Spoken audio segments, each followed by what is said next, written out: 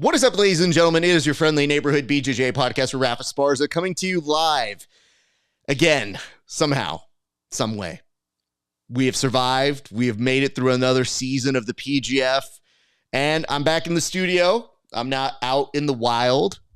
No athletes are currently coming to kill us, and it is a pleasure to have you guys joining us again. But I do have a little bit of a surprise for you. Tim is here. And when I say is here, he is in California, just not here in Southern California. He has returned back to the 209. Tim, how are you doing, sir? I am doing fantastic. I think there's a delay again. I think it's once again I'm in a secret location in the Central Valley. Raf, I'm doing great, man. I hope I'm coming through all right. You can give me a confirmation on that. Live from my aunt's house one more time. The studio here was so great. I decided I had to take it for a spin once again, man. It's great to be here, dude. I mean, I'm just glad you are alive and you are well. We have a board to get to, but we do have some pressing matters to get to first. You know, we were going back and forth, and you sent me some kind of photo about, I believe it was a photo of Diego Sanchez. And this photo, I didn't know what to do with. So I'm going to put it up here in a second, but do you have any context that you want to give to this photo that you sent me earlier? This was the first thing I saw when I opened my phone this morning, and it just struck me very, very funny. I have a weird place in my heart for Diego Sanchez. I don't hate him. Like he's out there, man. I like out there people, and it just struck me odd. I really wasn't. I wasn't like, yo, this is for the show. I just looked at it and I thought, damn, Diego Sanchez is giving Mickey Rourke vibes here. Like, are they making the Mickey Rourke biography, and they're trying to like get the Latin market, so they're gonna have Diego Sanchez play him. The super famous dude wasn't available, so they got him. But the thing that made me laugh, I don't think you could see it here, is that Nick Diaz commented on the post, which was like a secondary punch, and he said, "Can I pet that dog?" And I thought that was actually quite funny. Want to take a second here? I guess was in some trouble. Yeah? Go ahead. Oh yeah, I guess he was in some trouble for firing a gun in public. Oh no. And he just got probation for it just in the last few days here. Maybe this was like a sympathy plea. I don't know, but I just that was Mickey Rourke before Mickey Rourke became another dude that's not Mickey Rourke anymore. It's like that other, you know what I'm saying? Like right before that. I feel like obviously the sentiment for Diego is I hope he's getting the help he needs. But the secondary one is when you post something like this and Nick Diaz posts, "Can I pet the dog?" It does break the tension of this is a little awkward, and hopefully gets us to actually laugh a little bit. Egg has already sent in his first comment that says, "Always start while driving my son home from school," or now him driving me home from his school, which the oh shit handle is solidly in place, by the way. Very good. Appreciate that. This is a note from Wallet. It says, "Great job, fellas. Y'all killed it all season long, before and after the show." Well, thank you for that. We definitely did do our best to manage throughout many different crises throughout the season. None more prevalent than, some behind the scenes stuff when we were in the middle of the last episode and we had checked everything. I'm pretty meticulous about double checking all my work, and one of the cameras died. So the camera now works. It's the one I'm using right here. But for whatever reason, the last show, it decided not to cooperate. So there was a lot of just one tracking shot on the guest.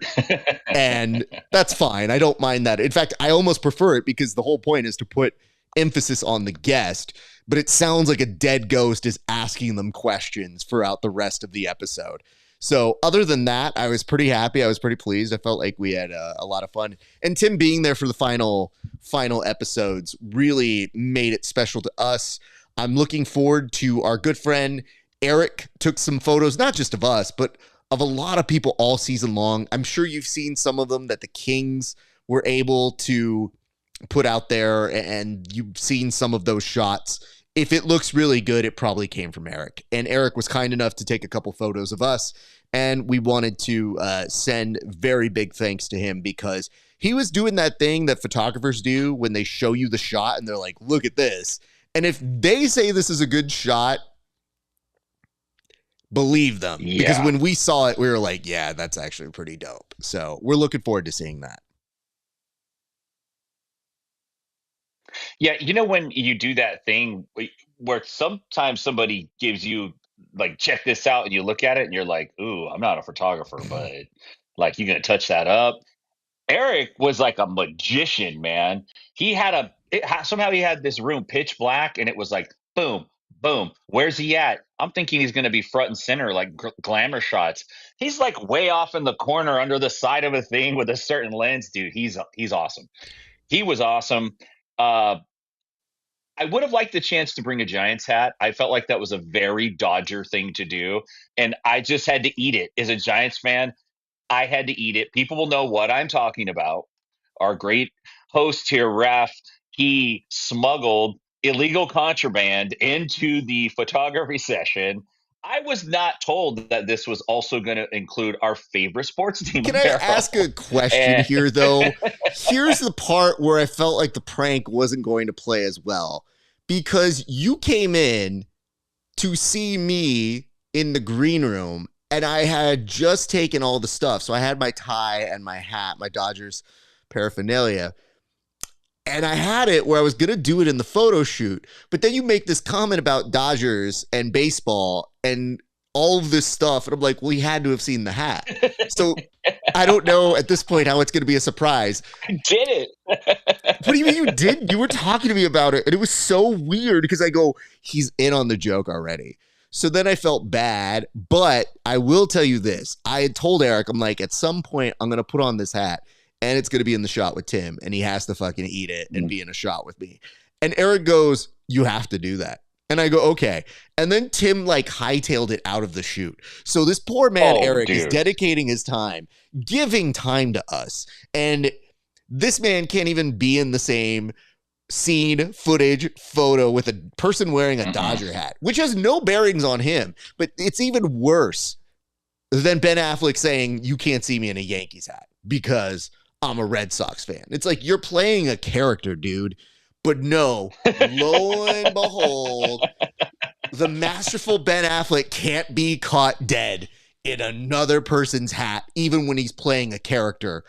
I don't assume Ben Affleck goes around killing people, allegedly, like he does in the movie Gone Girl. But instead, I have to suspend the disbelief on all things baseball and just say, like, so sorry, dude, I understand you can't be caught in that hat. So anyway, that was what Tim was doing. But yeah, Eric was a big fan of it. He's awesome. Eric was amazing, man. Great stuff from him, dude. And let me just say this real quick. The technical difficulties part.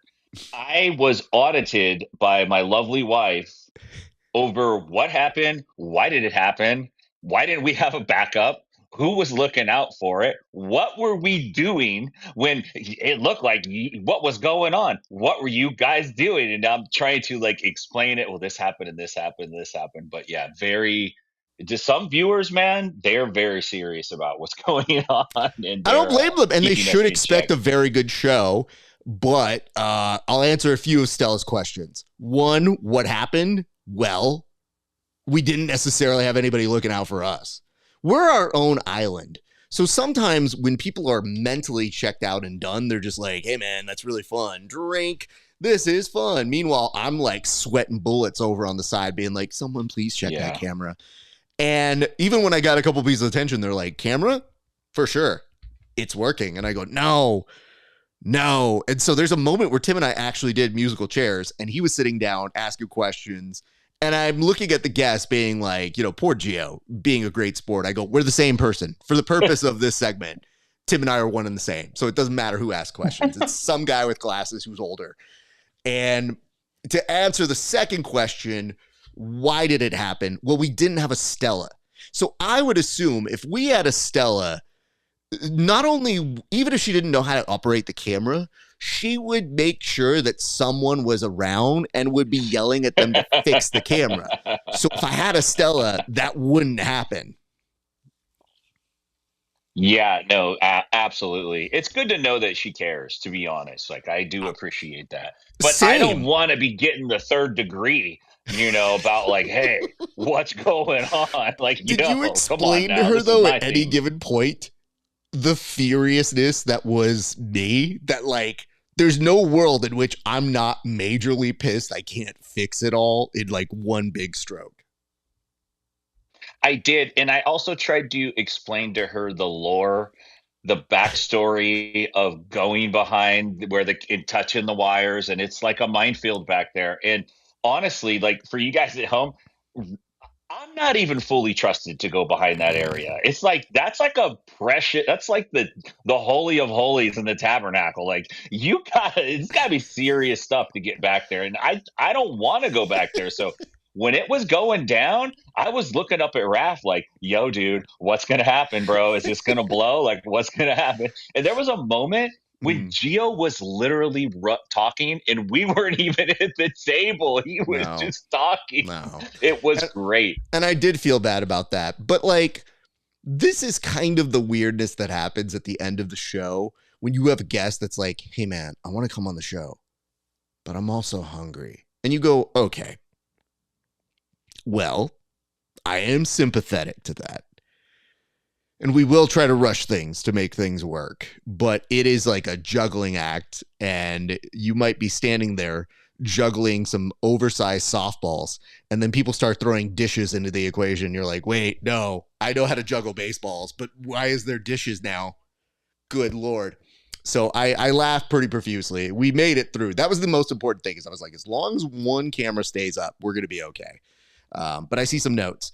Let's address these. It's Showbiz. Playa was still good. I thought so. If anything, I think people might have thought it was just a choice that we made, when in actuality, we were just making sure we had a stream. And as Tim has alluded to, there's a lot of people who go behind the scenes and like always touch my wires. And there's always like giant fear in my face of like, please don't touch that. Please don't touch any part of that. And there were 2 times beforehand when I tripped on the Ethernet cable, and I kept wondering, I was like, what am I tripping on? And it would like move the setup. And I go, at one point, Keelan came over and he goes, rookie mistake. And I go, I will murder you in dead sight right now. Like, I didn't put the Ethernet like this. That's not my cable. That is the show providing it to me. And like, it's not even taped down in a way that I go, well, that's safe. Instead, I just looked and I go, just with a prayer and concern in my eyes. So if you ever do see that, and Tim did a great job interviewing Gio. That's the thing. You really have to figure this out between the two of us. Neither of us are ever going to have a bad interview with these people. So it's not even like I'm worried that the interview's not going to be as good. Tim is an excellent interviewer. It's a matter of sometimes strategy, of sometimes us splitting squads. So one person's booking another person, and we can move things. Because, dude, when people are like, yay, like confetti's going all around, that's our go time. So it's a lot of us trying to wrangle cats that are hungry and want to leave. So I thought that he did a very good job. I want to address this. Jack Nicholson wouldn't wear a Sox hat because he's a Yankees fan, I believe. Yes, I believe that is also correct. But Jack Nicholson is a much better actor than Ben Affleck. So really, we're talking very different levels. Like if Jack Nicholson writes it into his contract that he can't miss a Laker game, I like that guy better than Ben Affleck, who does have 2 Oscars, but Jack has 3. So yeah, I take umbrage with the fact that he is a New York Yankees fan and a Los Angeles Lakers fan. That's it's a tricky thing, dude. I know. He's an actor, so he's an artist. I feel like for Jack Nicholson, he has good enough will that he can get away with it. But I don't know many other people that could get away with being like, LA, New York fan. Yeah. Obviously, everybody knows Jack goes where Jack wants. So is what it says. JB Evolve says season 9 was awesome. I'd like to think so too. And that's a great transition to our first topic. So why don't we go ahead and put time on the board and start addressing some of the things that we didn't get to talk about. So first, Tim was there. I was there. Lots to talk about with the PGF. But what I thought it would be a great opportunity to do is not only have Tim tell us some of the recap from his perspective as somebody who was coming the last 2 weeks, but there were a couple topics we didn't get to in the pre-show that I wanted to take time to address that I thought were worthy for consideration. First, we need to give some props to some underdogs. There were some people who kind of went unsung as heroes throughout this entire time, and we both wanted to give opportunities for that. And the second thing is, in terms of legacy, where does season 9 rank? Now, we could have said this on Wednesday night, but I do feel like a post-hangover element allows us to look with a little bit more clarity. So for that, Tim, I'm going to start with you.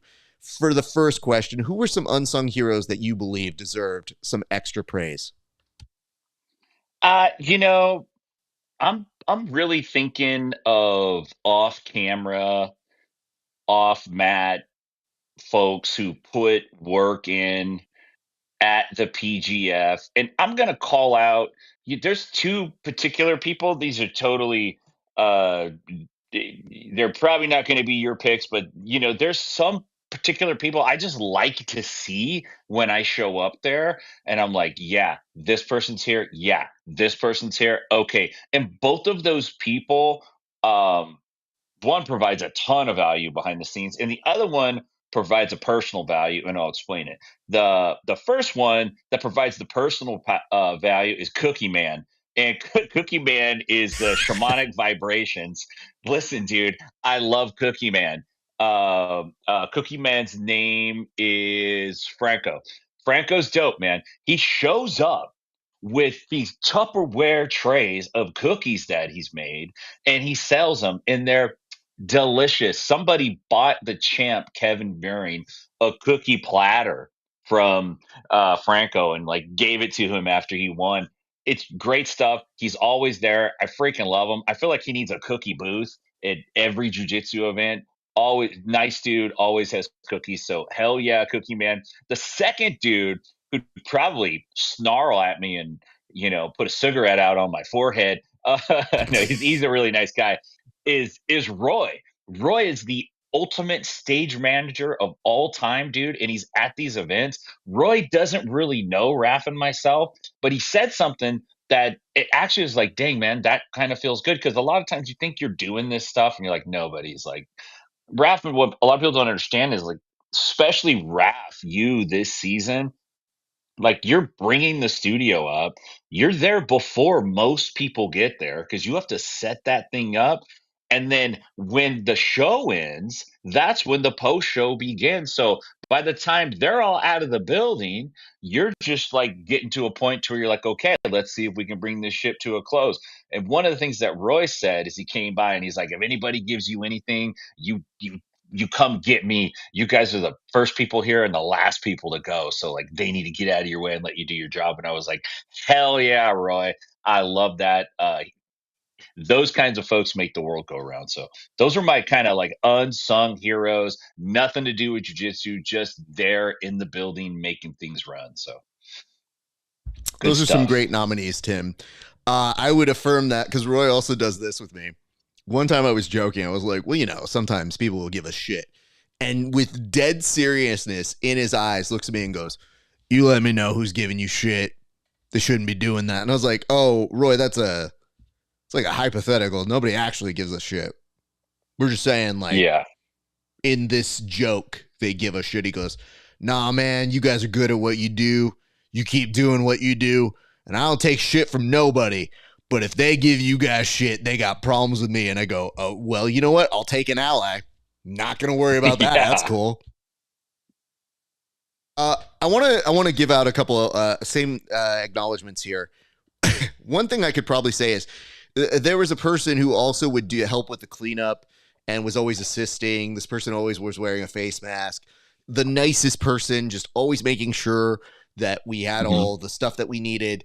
They're like a stalwart. They're just in the same way Roy is, and they're usually assisting whatever Roy does. So big props to them. And then the second person I wanted to acknowledge here was a gentleman who always stayed late with us too. And he's kind of like a utility guy. And I believe his name is Greg. And Greg would always like literally be on his phone waiting for me to finish doing all the unloading. Long hair, looks like he was probably the son of somebody in Soundgarden, but he definitely was a big help anytime we needed assistance on cables or anything like that. So a big utility player. So big shout out to him as well. But I feel like those are the real people that make this thing go. Like when we're sitting there and we're struggling, like those were our people who were helping us out.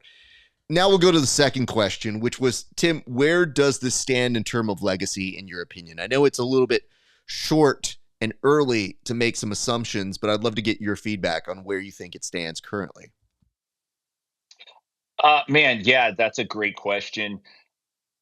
So I think right now, given the history of the PGF, it's kind of divided almost right in the middle of its life. It's season 6 is really the jump up point when the crew brought it to Las Vegas, partnered up with Zoltan and Heather Gracie and Keelan and Brandon and all these folks. Like that was really like, hey, we're here. Check this out.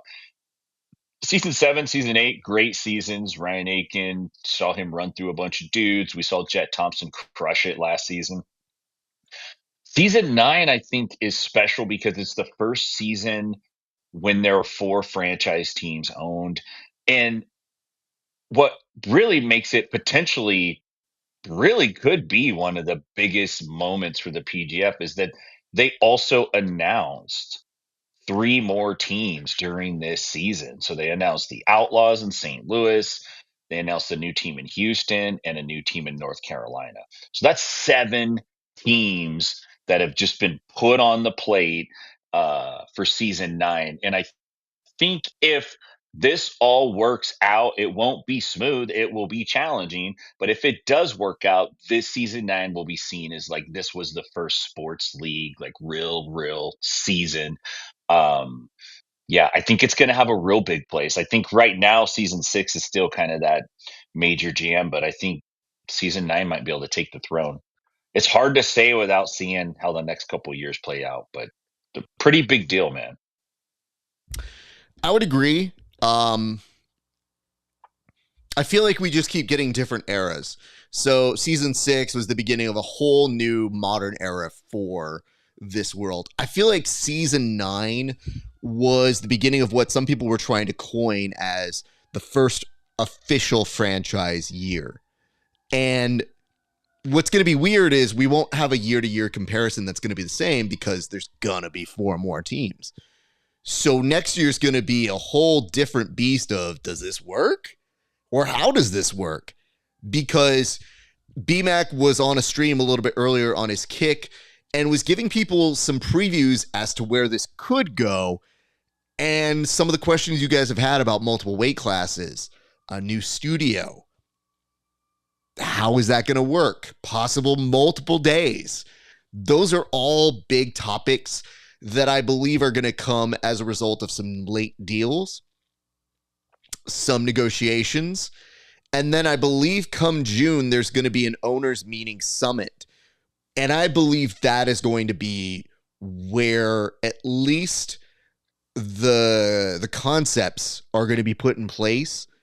The actual expectations are put in place, but the implementation then is the next 8 months. And we've heard many times before, there were going to be certain rumors that were going to change the way that PGF went from season to season, and that sometimes they don't happen for X reason or Y reason, or as we've seen this year, this was the first year where you could keep 2 players.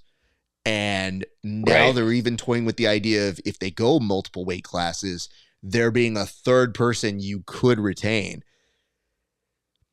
That could have dire consequences. So I think, as BMAC was saying in his live stream a little bit earlier, there's a lot to consider. There's a lot of feedback that I think they're taking in, and then we'll see what they do with that information a little bit later. But for my money, I feel like the beginning of the franchise era was successful because now you are starting to get the personalities of the individual teams. And I feel like The Yeah. more you see that, the more you're going to have reasons to root for people. And along those lines, you know, obviously the team championship went to the Kings, but not to be outdone, the Twisters not only had the individual champion, but they also had the winner of the Battle-Rama. And I wonder what that starts to do to teams as they get their pennants, or they get things that they can now have as bragging points for their culture.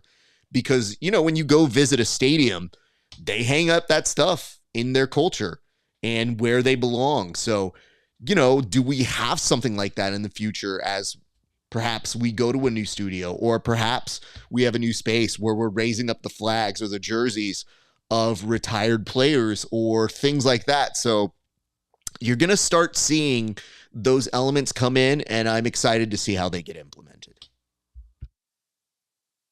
Yeah, it's such a, unique time to see it right out of the gate. And I think, like, I was thinking about this.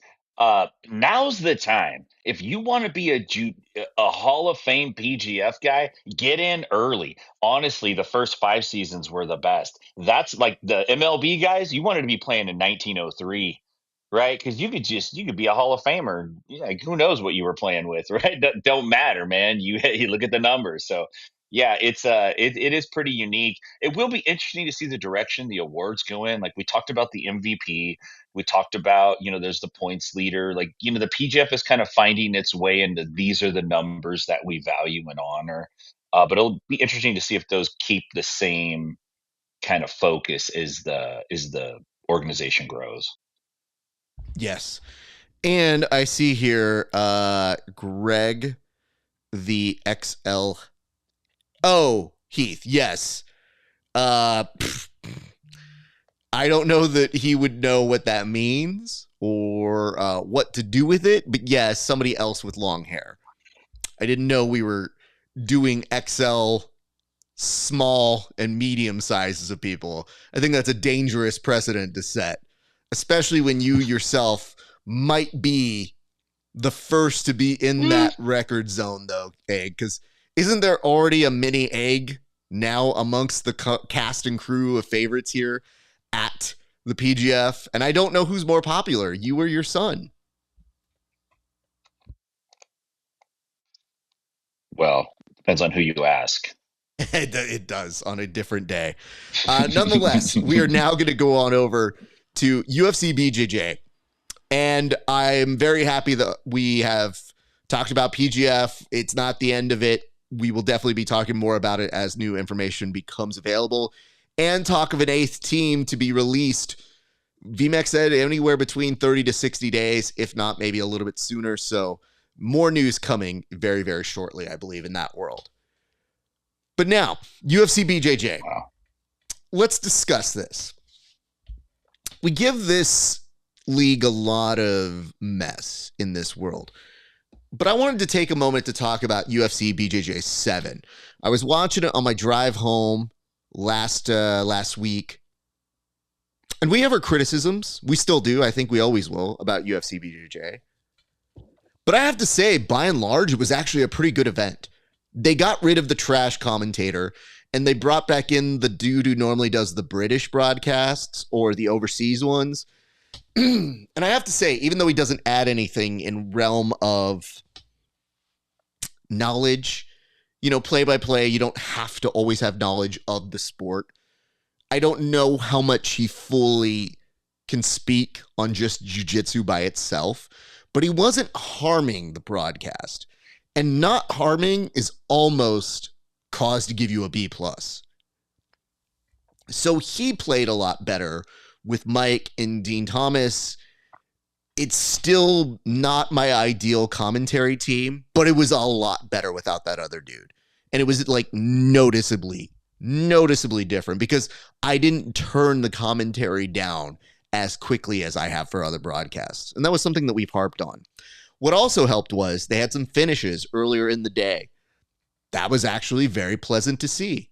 So some big winners came out that night. It was cool to see them go out there and do their thing. Andrew Tackett and Wagner Hocha actually put on a surprisingly decent match. I mean, Wagner always proves that he's game to do whatever it takes to win. I think that Andrew was put on camera looking like he was biting Wagner. And then he put as a response to it, I don't suggest you do it, kids, but he did give me an oil check earlier, and it was in response to that. So do with that information what you will. But the actual match was way more competitive, and I'm not quite sure for what reason. Is it that Wagner's a dog? Maybe. Is it that Andrew has some respect for Wagner and didn't necessarily put him away? I'm not sure if that's the case, but for whatever the reason was, it was a very interesting match and probably the best one that we've seen for Andrew Tackett thus far in. So we did have to take a moment here to acknowledge that they were in a pretty good shape, and I feel it's important in this very competitive world to acknowledge when an event has a good night. And I thought in that particular day, UFC BJJ had its first pretty solid night from both the production standpoint and from the actual practicum standpoint of what was going on inside of the Octobowl or the Taco Bowl or the Nacho Bowl, whatever you want to call it. It's a bowl. That's really what they call it. So sometimes when you guys literally put into the comment section, needs a pit, nobody ever puts needs a bowl, but one in the same, apparently. So there be that. And we'll have more to say about that in a little bit. But I do feel better knowing that UFC did get a little bit more of its stuff together. So with that being said, we're now going to move on to our next topic. And Tim, this is one that I really have to get your opinion on as a gym owner and black belt who has to promote people. Apparently, there was a gentleman who demoted a student because they disrespected their mother. Now, it is unclear if it was the instructor's mother, but I am more prone to believing that the student disobeyed their mother and the instructor said, no, none of that. You go from brown belt back down to blue. So first, your reaction to that. And second, Tim, what does it really take for you to demote somebody in that way? I mean, reaction. I wish I had the balls to do that. If I did, I would have all my students would probably been demoted at one time or another. I would have found justification for doing it. Like, I don't like that song you have on your headphones. It's crazy. It's kind of funny, but it's like a little bit ridiculous at the same time. I saw the picture that was posted with the article, and I don't know if it was just a rando picture that got thrown in there, not the act, but it looks like it's the actual picture of the demotion. The the gentleman being demoted is like well over 40 years old. I don't want to say he's in his 50s, but he probably could be. Like, he's a grown man, and he was demoted for, I guess, talking back to his mom. Um yeah, okay. So I've had kids in the kids program who have gotten kind of disrespectful with their parents, and I've definitely put those kids in check. I've made those kids sit out. I've had talks with them like, hey, you can't talk to your parents like that in here. But an adult is like a slightly different story. I just find it humorous that he's like, the article says that, he's going blue to brown. It's like, I think I told you earlier, it's Candyland, right? He's not going to demote you to purple. You're going all the way to blue. You sliding all the way back to the beginning. But I think the instructor said, like, number one, you didn't take my advice when I told you, and number two, when I called you to talk about it on the phone, you didn't answer. So that second infraction took you from purple to blue. It's kind of insane, but a great idea for building like longevity into the system. You invite him to join the purple belt program next. Let me read you the stuff that opens up this conversation even further. So the instructor was justifying their rationale for this. And it says they were demoting one of his students from brown belt to blue belt as punishment for disobedience and disrespectful behavior toward his mother. Then he explained his reasoning. Now, this is translated from Portuguese, so it might be a little bit different culturally, but I think the syntax is mostly intact. If there's one thing that makes us sad, it's when a student disobeys their teacher, right? There's a great principle. It's biblical, which is to honor your father and mother. So we need to fulfill this principle. So maybe this is a more Americanized version of figuring this stuff out. But do we have to have like a separation of church and state here? Like, do we really need to have the 10 Commandments telling me as part of the reason why I'm not going to get promoted to brown belt? Like, somebody's going to come up and be like, I coveted something this weekend. And I'll be like, oh, gee, okay. For sure, dude. Okay. I'm just here to fucking do some pajama wrestling, man. Can you just promote me? Instead, now I got to worry about whatever might be in the Bible. And I'm like, bro, I have not read all of it. I don't know what parts I am or am not doing right. Probably a lot. And I thought we're all sinners. I know that much. So, hey, just promote me. That'd be great. Instead, now there's a whole bunch of stuff that somebody could take contextually and be like, honor thy mother and father. And I'm like, to be a brown belt? What? No. So, with that being said, do you have a barometer now, given this news story, that maybe you would like to implement? It doesn't have to be biblical. Here it has to be, apparently. But do you have like a new standard you want to set that maybe you could try to sneak in? Man, I don't know what it would be. That's my only challenge is like I'm so hesitant, Raf, to try to correct people's behavior like outside of the gym. I'm barely holding my own self together outside the gym. I'm barely being a good citizen myself. I really don't have that much time or energy to go investigate how Billy Bob's talking to his mom. Like in the fact that he references the Bible, this is the trap. I'm just saying, I'm not calling nobody out. I'm just saying Brazilian Jiu Jitsu historically hasn't had a great record with several of the other commandments that are in there, particularly the one about like your neighbor's wife and like that kind of stuff. Let's get in on that. Let's put the focus on that, and then we'll figure out how we talk to mom and dad later. Like get over that, dude. Let's get real. It's just a little bit too much for me. Can I tell you my criterion? And I'm thinking about this, and maybe I haven't fully thought it out, but I feel like my demotion scale would be along the lines of, if you keep sending white belt memes, you will never see blue belt. What I mean by that is some of my students are sending in our group chat the dumbest of memes. And it's hard to explain to them, one, how old I am, that I did that joke 10 years ago. And now they're just sending the same joke to me. And I go, I don't need that. Two, when they're like, isn't this so funny, coach? And I'm like, you're new to this. I'm going to let you laugh, but don't expect me to think it's funny. So I feel like if you keep sending trash memes, I'm not promoting you.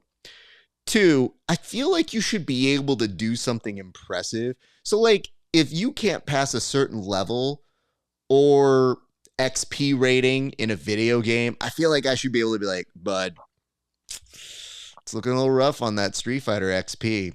Gonna need that to come up before I even consider promoting you. Because if you can't win in virtual combat, how are you gonna win at upper level if you can't even beat Ryu in level 2 of Street Fighter? It's just not the same, dude. But third, I want to bring this last part up here. So I guess there was some follow-up, and it said, yesterday, once again, I had to make a decision, and this time with my champion after disobeying his mother. So we did get confirmation here. It was his mother and me as well, which I love the idea of saying, like, it's one thing to disobey your mother, but you disobeyed your mother and me. Wow. As a consequence, I demoted him so that he would understand the gravity of the mistake. Of course, it will be for a brief time, but enough for him to understand. Teacher is synonymous with care, affection, commitment, empathy, kindness, guidance, and transformation. Which, by the way, sound like all the things we used to say in Boy Scouts. Like, I feel like those are all the things you're supposed to have in Boy Scouts and recite. But I want to point this out. I don't think the punishment is really that effective if you tell them, like, nah, it's just for a little bit, and then I'm going to promote you back again. Yeah, it's like it's more of a humiliation ritual. Like I'm gonna put this blue belt on you and make you slum it for a couple months, and then I'll make you pay the belt testing fee to get your belt back. Uh, a couple things. One is I'm not big on mixing up like Old Testament, Boy Scout creed, something I saw in John Wick 4. Like I don't want all those things meshed together as some universal truth. Not a fan of that. And also like and I'm just saying this, okay? Why is dude talking to his mom so much about how they're gonna discipline this guy? Like, you've obeyed your mother, you've obeyed me, you disobeyed me, you've done this. You got to learn your lesson. It's like I don't know, man. Sounds like you I don't spend know. a little bit too much time with that mom, if you ask me. You know what I'm saying? Like, I mean, I'm not saying that. I could see where somebody could see that. That's all. they're in a lot of contact for a grown ass adult. That's Yeah, yeah. yikes. Yikes. All right. With that being said, we hope that resolves. And once that dude gets promoted, it is what it is. I did want to say this. It says Jaden Groner is a future Hall of Fame member. We've moved on.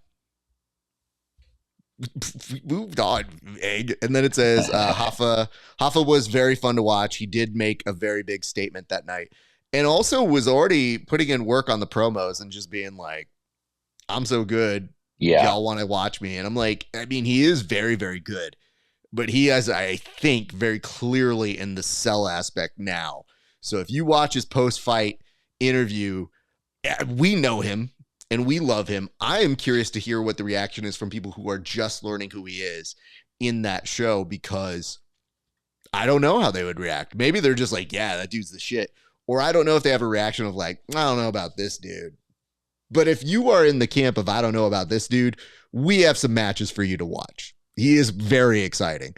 And I believe yeah. the He the is. self that he is projecting out there is just like, hey man, come after me. I want to have exciting matches, and he's got a good history and catalog of doing them.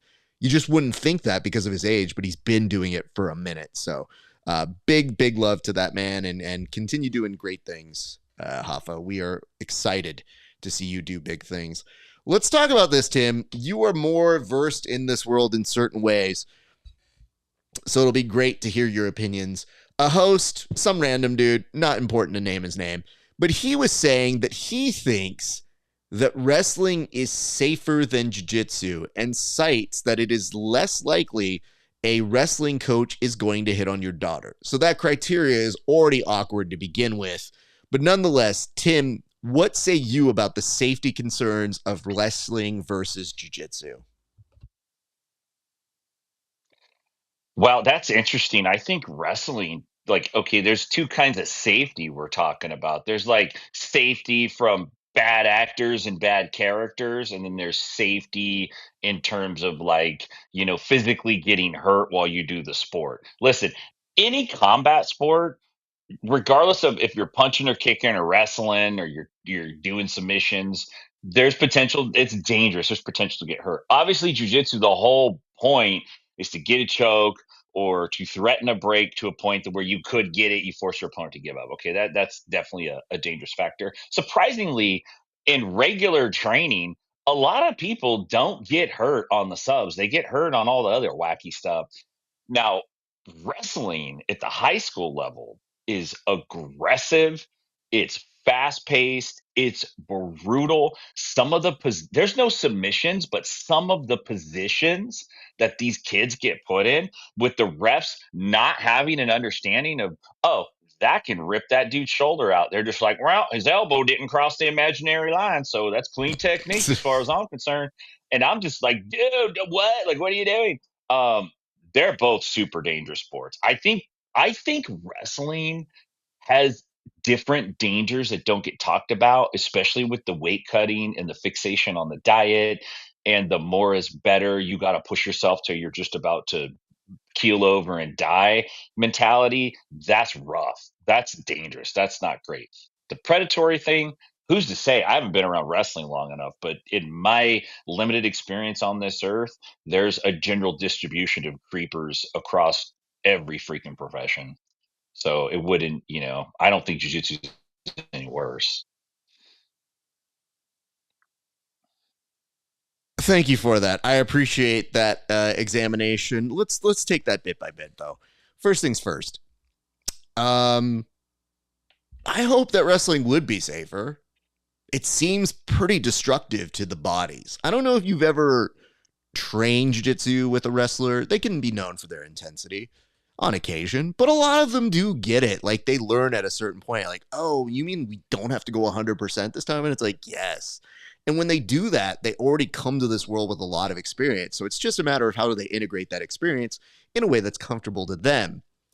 Having said that, when I do start a role, I always start by asking, do you have any injuries? Normal, standard procedure for me. If you ever ask a wrestler that, one of two reactions. First, yeah, I've got this torn. This is not great. Maybe some slight damage here. Knees are okay, but yeah, I'm fine. Or the second reaction, which is no. But the answer is actually yes. And like their whole body, see operation board, every part of them damaged. So I get the sense that maybe there is some difference in safety between the two sports. But I do feel like the difference for jiu-jitsu is you feel uncomfortable, you can tap. In wrestling, these guys are put in terrible positions where you can't tap. You're just eating this terrible position because you don't want to get pinned. What is intense is it might be that wrestlers have a better sense of how to practice because they can drill for hours and hours and no problem, and usually not necessarily get as hurt as some jiu-jitsu people drilling constantly forever. I think it's the competition where wrestlers get way more messed up than we do in jiu-jitsu. But don't worry, we're trying to catch up there because as we will find next week at ADCC trials, when no less, and I'll put an over-under right now, than 10 people go through a table. I am predicting 10 people will go through tables. I don't think we're going to have the world's most clean bill of health here at our version of competing heavily. So just so we can be clear about that, there is that. And I want to address this idea that Brandon Schaub was the person who was bringing this up. You know, Brandon, I think, is just looking for something to probably rabble-rouse, if you would, or get people, you know, a little bit more on the let's talk about it. And he's making a joke being like, well, jiu-jitsu's got some predators out there. I think you should probably speak to Jim Jordan about that. Because, you know, it happens everywhere, guys. And nobody wants these things to happen. It's just jiu-jitsu gets this bad rap because there's a lot of bad actors in there. But to act like wrestling doesn't have bad actors out there is also invalid. Yeah. So, no, I know you're going for the joke here. It's just not a joke that works. So perhaps, maybe, we shouldn't just be bragging like, well, we're a lot better than those guys, aren't we? Because the answer might not always be yes. So just want to move on. Let's go to our next topic here. Who's number 132? Tim, did you happen to see any of Who's number 132? I just some highlight clips of it. I do have a Flow Grappling account that I get tricked into every year at auto renew time. But I love Ben and the gang at Flow. I love them so much. But no, I didn't see it. You know, I'm not surprised though at some of the results. Like I definitely like DeAndre Corbet, but I'm not surprised that Dorian took that match home. Did you get a chance to watch it? I'm curious to hear what it looked like at all. You know, it was I was good. I watched it after the fact because I was at a Dodger game that night, and I felt really bad to run into Ben the very next day is because Right. I looked at him and normally I'd have something to say about it. I'd be like, oh, that went well for you. Or, oh, hey. I looked at him and I had to honestly say, how did it go? And I'm a guy who Yeah. likes to know things. But I went back, just kind of went through it. And I was curious for this particular reason. Craig Jones put up a poll and he was asking which of the three is the best. And he put up UFC BJJ, PGF, and who's number one. And there were a lot of people who voted for who's number one. And it did mystify me because I feel like we've got a pretty big fan base for PGF, especially for people who are maybe a little broader outside the sport. But it really made me think, I'm like, who is riding hard for who's number one in that world? Because I don't even know that for who's number one, folks, that it's not that they aren't putting on a good show. I think it's more to the effect of, compared to like PGF, which is a lot of matches very fast and by and large professionally done. Yeah. That's interesting. Or especially to UFC BJJ, which even though it had a good night, I don't think it was within the realm of the PGF still. And I think you got the sense of that when you saw people come alive for Kevin Beering's win. And I didn't see something equivalent to that in either of the other organizations. Right. Having said that, I did see good jiu-jitsu. Dorian Alvarez, like, incredible to watch, very athletic, very good, beating Julian Espinoza, not easy to beat.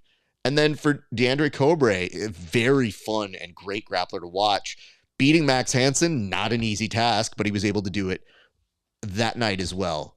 So between that, I would say this. They were also very proud of their youth program. And I wonder if that is still part of the appeal for them, is integrating those up-and-comers. And PGF did that as well with the Princess program, which, by the way, I didn't get to mention this, but I should mention how Egg did specifically give them a shout-out for the Princess. It says, Princess Battle, cutest thing in sports for years. And congratulations to the Colorado Wolverines, who were the home team for that event. I was just curious from your perspective, why do you think there is a connection, at least with Craig Jones's fans, not to know that's a scientific poll, but why do you think there was that connection for them?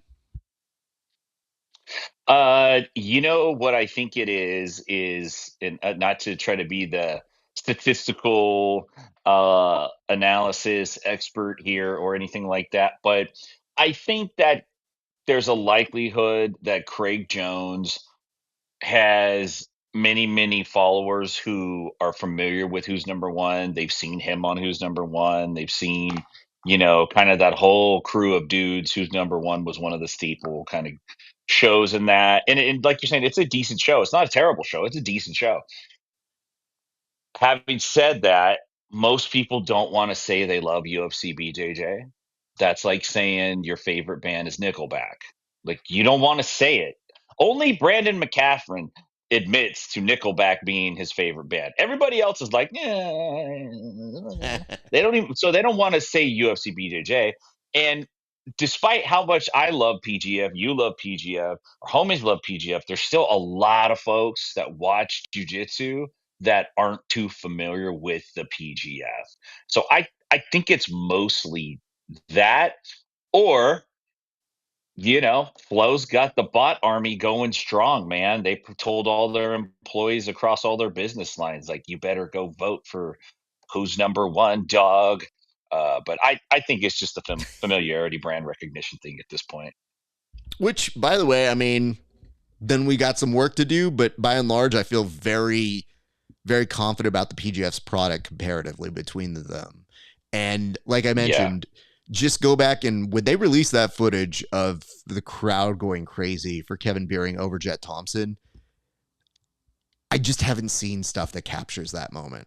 Like, whether you were down in the trenches with Kevin Beering, hoping he could pull that one off when it looked like Jet Thompson was kind of anointed, and maybe people didn't know that Kevin Beering had beaten him before, so they didn't have that knowledge. But if you just looked at the PGF isolated, you'd be like, oh, well, it's Jets to lose.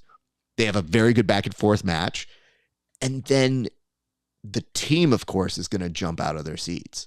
The audience that might have been in the Jet Thompson camp, shocked, legitimately, like how he was expected to win. I don't think I've seen some